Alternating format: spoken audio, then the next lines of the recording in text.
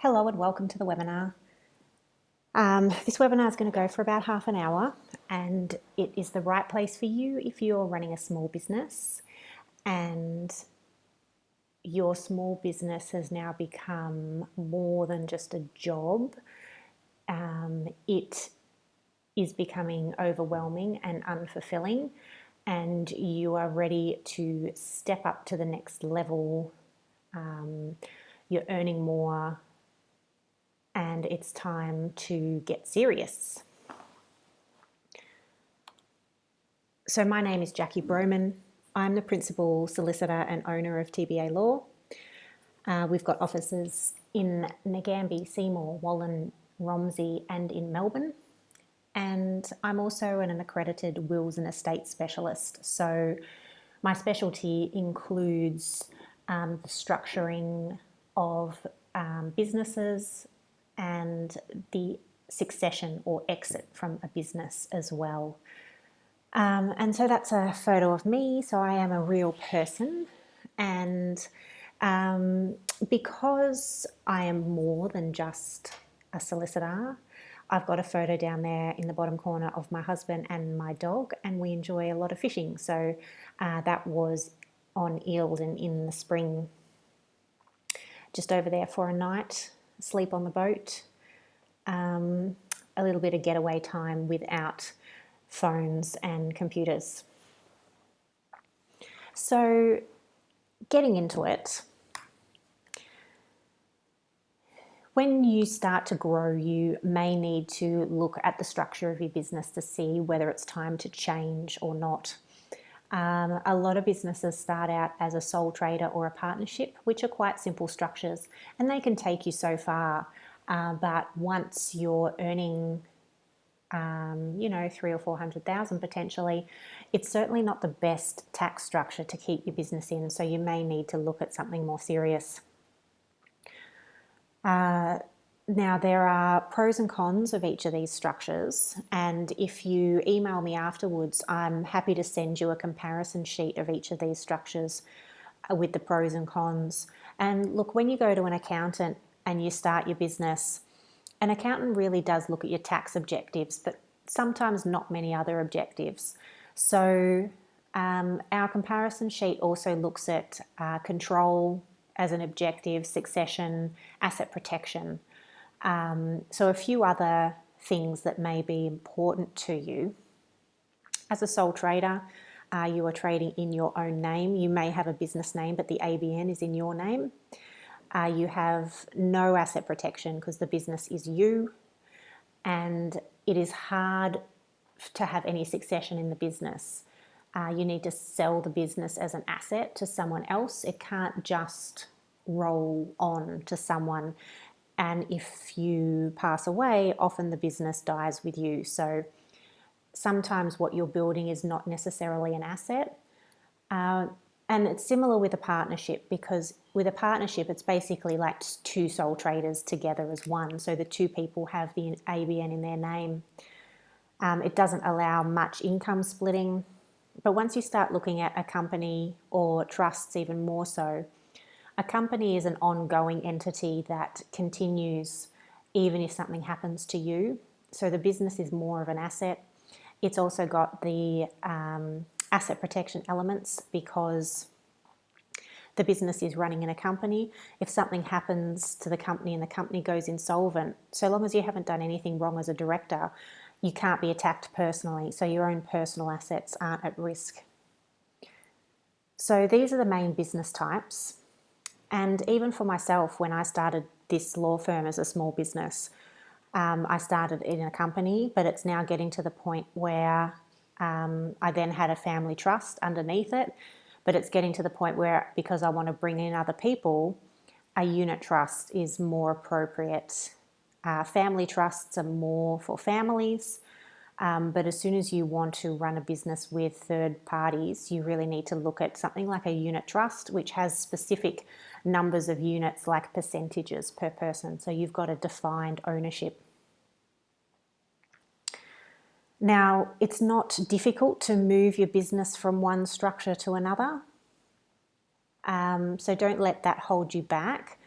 You will need accounting advice too, particularly in terms of moving some assets, but most of the time there's no issue of tax to move an asset from entity to entity. Another thing that you need to look at as your business gets more serious and you're looking at your structure is the agreements around your structure. So if you've got a company structure, you need to be thinking about how do shareholders appoint directors. So if you end up having a number of different shareholders, do they have the right to appoint directors? How do then some shareholders buy others out? So then you're looking at a shareholder agreement. What happens to trigger the buyout? Trust deeds are also very important once you're looking at a family trust or unit trust.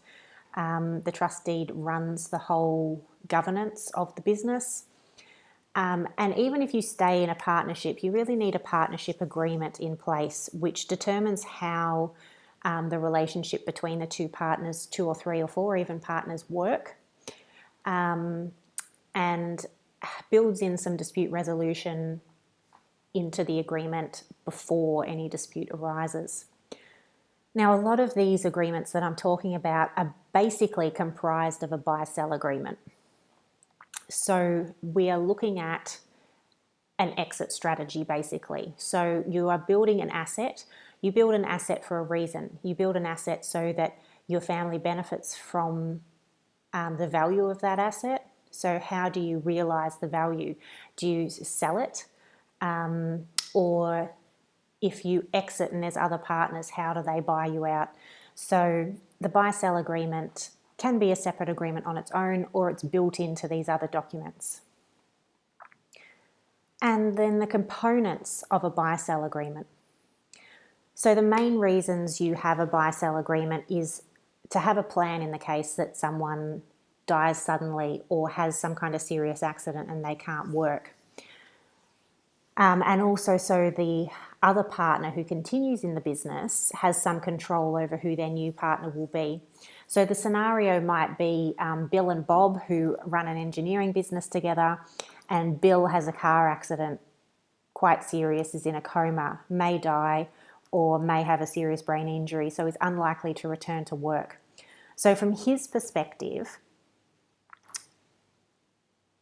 because this has happened and there's a buy-sell agreement in place, his family at least is assured of a certain value out of the business. So there's no uncertainty there with the other partner just taking over the whole thing. So the buy-sell agreement has said how the business will be valued, and it's triggered on his death or incapacity. So it's been triggered. The deed says that within 60 days, the ongoing partner has to pay out Bill. So Bob has to pay Bill out a certain value. So that is all predetermined. So there's no fighting between the families, and there is a certain amount coming to Bill's family, so they don't have to worry. They've got enough to worry about with Bill in a coma. And from Bob's perspective, the benefit of this is that he knows that he won't be in business with Bill's wife by default. If there was no buy-sell agreement, then it's likely that the shares or units in the business would pass to Bill's wife and she would become a partner. And she knows nothing about the business. She's actually quite a ditzy individual. And so Bob, no way does he want to be in partnership with her. So this gives him certainty as well that he knows Bill's wife is forced to sell the half back to him. So a lot of certainty and avoids a lot of issues between the partners. And the triggers for a buy-sell agreement, as I've said at the bottom there, incapacity and death, where there's capacity issues. And that can also be, decline in dementia or a mental health event. Other issues might be if one of the partners had a bankruptcy issue, or one of them just wants to retire, so they can voluntarily trigger it. Or there might also be a deadlock or dispute between them, which could trigger it as well. So You can build in whatever triggers you like, and the different triggers could trigger things in a different way too. So you could trigger different values depending on how the partner wants to exit.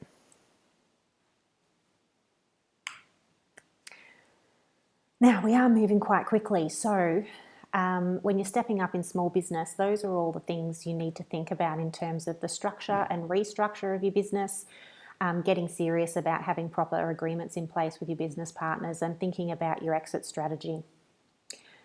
Now moving on to some of the other things you need to think about. So contracts are important. So businesses are all about contracts, the exchange of goods or services for money. It's all done under a contract. Sometimes the contracts are very simple, a handshake contract. Other times they're very complex, particularly for very high value items. So you'll have contracts with a number of stakeholders in your business. Obviously your customers, there are contracts between them. Your terms of trade form part of that contract. So you need to think about how to make those clear, at what stage of the customer journey you make your terms of trade clear. And the terms of trade will talk about how you're paid and how quickly they need to pay you after receiving an invoice, and then when they're in default, hence a debt collection process. Terms of trade can also help avoid disputes because you outline, for example, if you're supplying goods, when the ownership of the goods transfers. So does it transfer on delivery even if you haven't been paid, or does it get delivered but the ownership doesn't transfer until you're paid? So all these things are quite interesting to have a look at. And unfair terms are also quite interesting, and ASIC is gradually getting stricter and stricter on what is unfair in a contract, and small businesses are now protected from large businesses in terms of unfair terms as well. So if you're thinking about your suppliers, if you're dealing with some fairly large corporations who are supplying things to you, potentially if you get stuck with a supplier on an issue, there might be unfair terms. But it's also obviously something to be aware of how the contract arises between you and your suppliers, and what their terms are. Do their terms automatically form part of your contract? Do you have a right to negotiate the terms with them? So on a day-to-day in our business, particularly if it's a retail business and the contracts are very quick over-the-counter payments, we don't often think in detail about these even being contracts. They're exchanges. They're an exchange of value, a product for a certain amount of money. Sometimes you might have some terms of trade and terms of payment advertised on the wall behind the counter or on the front counter, sometimes even in the window. And some of those simple terms could be that if they're paying by a certain method, it increases the cost slightly. So Amex in particular often incurs a higher surcharge. And again, you need to be careful about what surcharges you apply, because recently we've had caps by the regulators put on what you can charge for a surcharge. So again, when you're stepping up in business, getting more serious, we just need to be thinking about the contracts and legalities behind the exchanges that we're actually making, and protect yourself as much as possible. We want to avoid disputes wherever we can. Another thing you need to think about protecting is any intellectual property that you're building up. So the way you do things and how you've developed systems, or your marketing and brand it can be intellectual property, depending on how well it's known. Or you may even want to protect it because you're anticipating you're going to become very well known. Now, a business name is not intellectual property, so just because you have a business name doesn't mean you can prevent anyone else from using that.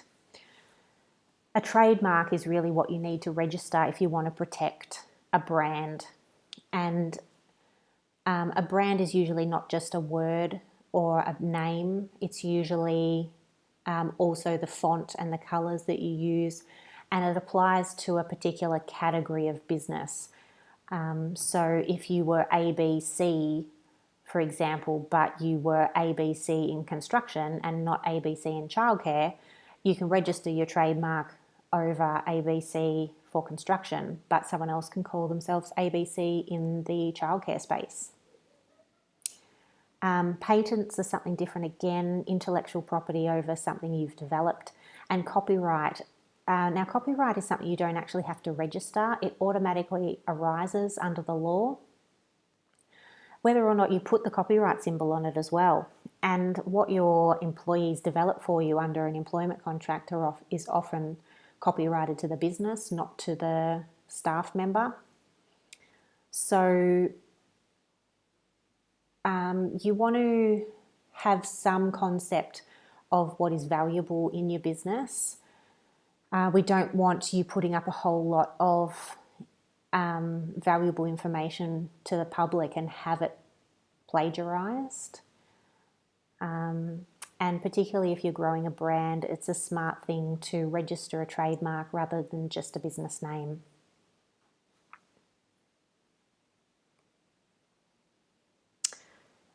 Another thing we're thinking about as our business grows is staff. So often the most difficult component of business in many ways.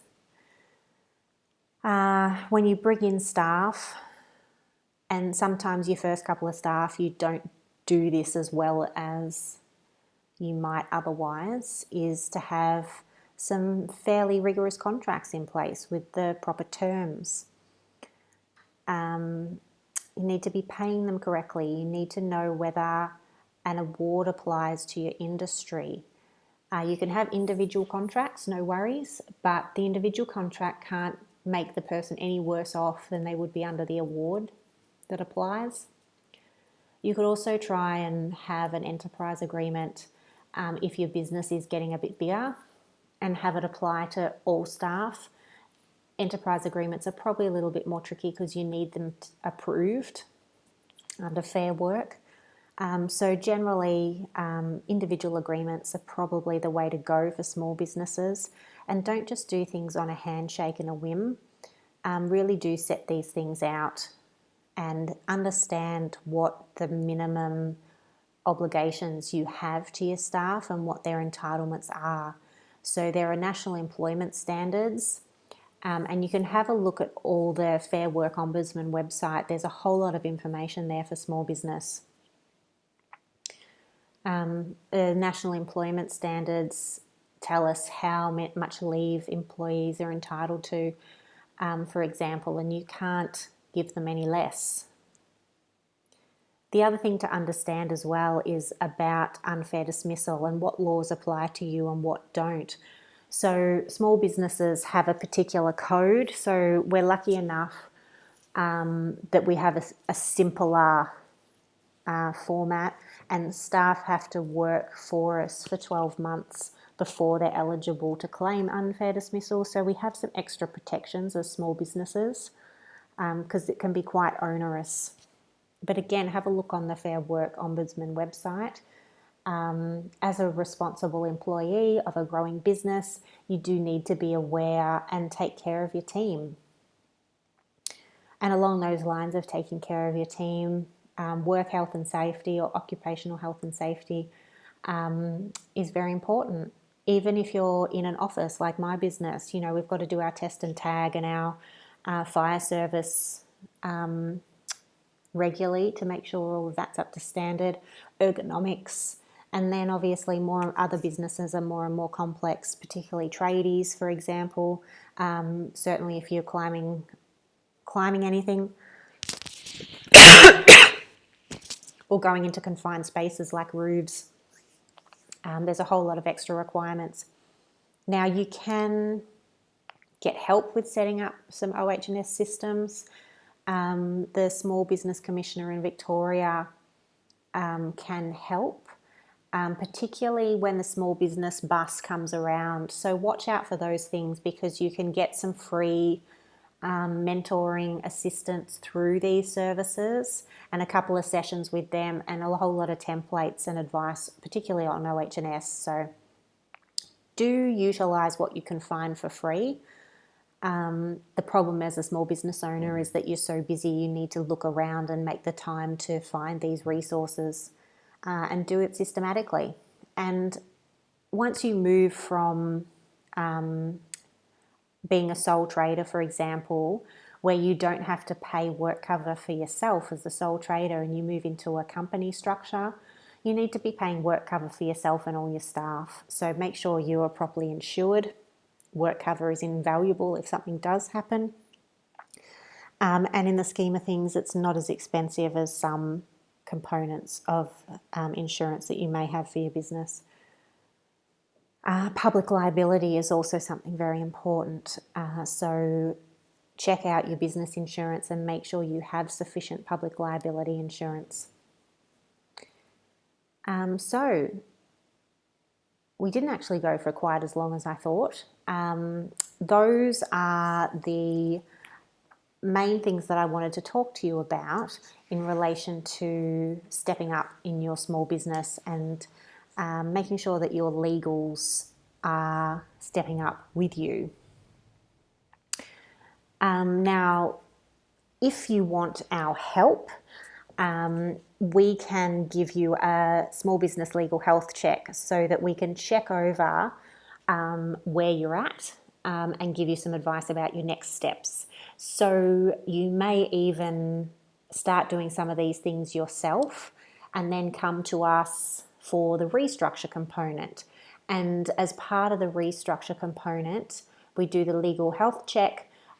We check your systems, your OH&S, your employment agreements,